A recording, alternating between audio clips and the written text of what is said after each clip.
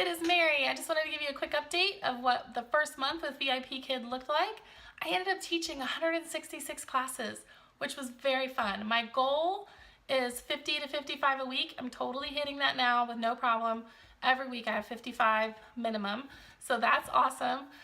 If you're thinking about VIP Kid and you just haven't finished the process or you're in the middle of the process, power through because it is worth it. My first check was over $2,000. What? I know. So exciting. And that was before referrals counted or anything. So when you are going through this process and it gets rigorous and tough, stay with it. It is worth it. Not only was the money good, I love what I'm doing. These kids are fantastic. And it's just really cool to be making a difference in their little lives. Like, I think about that and I look at them and I'm like, oh my gosh, this is gonna change your life. It really is. So stay with the process. It is legit. It's not a scammy or spammy or whatever opportunity that people will say it is. Like, a lot of times I see that on Facebook. People are like, that sounds too good to be true. It does sound too good to be true, but I feel so blessed to have found this opportunity. So after the first week, so let me just back up a little bit and say when I say my first month, I mean my first full month of teaching. When I first got hired, I got hired on a Saturday at 1 a.m. Well, it was like Sunday, I guess, at 1 a.m. And I flew to Panama at 4 a.m. to see the canal and all that. And I was gone for a week and I didn't book anything. I didn't open any slots or anything. So my first full month was first full month of teaching. So I had a week before that I was hired. I did nothing. I didn't even look at it. I didn't know what to do. I was out of the country. So when people talk about bookings and you see a lot of people that are asking how to get bookings, how do you get booked up? Here's what I did. I came back from Panama, I opened up slots, and I opened as many as I could. Because that first few weeks, some people say up to 3 months, but I couldn't handle that. But the first 3 weeks, I did all-nighters just to get bookings so that I could get some regulars and start rolling. So I opened up as much as I could all through the night on Friday and Saturday nights, and I clicked that little box for 24 hours. Those of you that are teaching for VIP Kid know what I'm talking about. Check that box if you're having a hard time getting bookings through the night on Friday and Saturday if you can.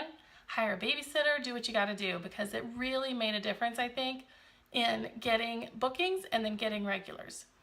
So the first 3 weeks, I did all-nighters Friday and Saturday, and then I took naps, Saturday during the day and Sunday during the day. After that, I didn't have to do all-nighters anymore. Now I don't. My schedule currently, and it books pretty solid, is 6 to 9 a.m. Monday through Sunday, all week, Sunday through Saturday, however you want to look at it. I go 6 to 9 a.m. Sometimes I get booked through 10 a.m., not every day. And then Saturday and Friday nights, I go from 9 p.m. to 12:30 a.m., and that's it. So I get sleep, right? I don't have to work through the night anymore, but it was really important, I think, to get through those first few weeks through the night to get those bookings and to get those regulars. Plus, it just helps you. Like, if you're available in the middle of the night, not everybody else is. So if you get those bookings, it helps turn your your goose egg of experience into numbers. So parents see that and then they're more likely to book you. Other things you can try, look at the app, make sure your name, when you click on your name, that you have courses listed and that your education is updated. They want to see your education, that's important. You can try changing your video. My video is pretty lame actually, because I did it like in a rush, because I got hired and I literally made it in the middle of the night before I flew out. So I probably should change my video, which is funny for a YouTuber, but you can change that if you're having a hard time getting bookings. I just want to say, stick with it. If you're just starting and the bookings are just trickling in slowly, stay with it. It's worth it.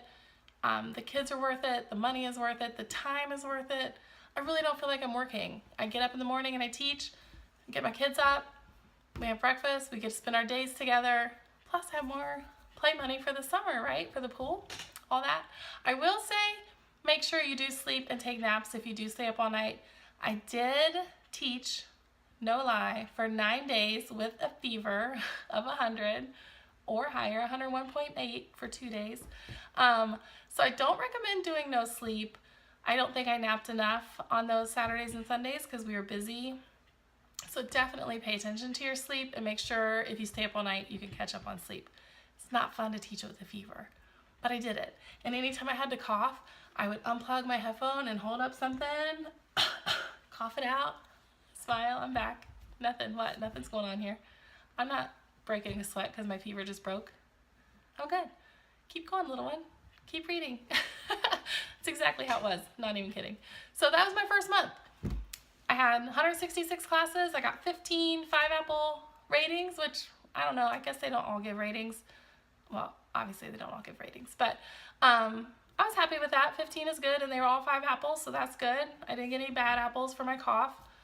I taught with a fever, so now I feel like, you know, I'm like Wonder Woman. I can conquer the world now.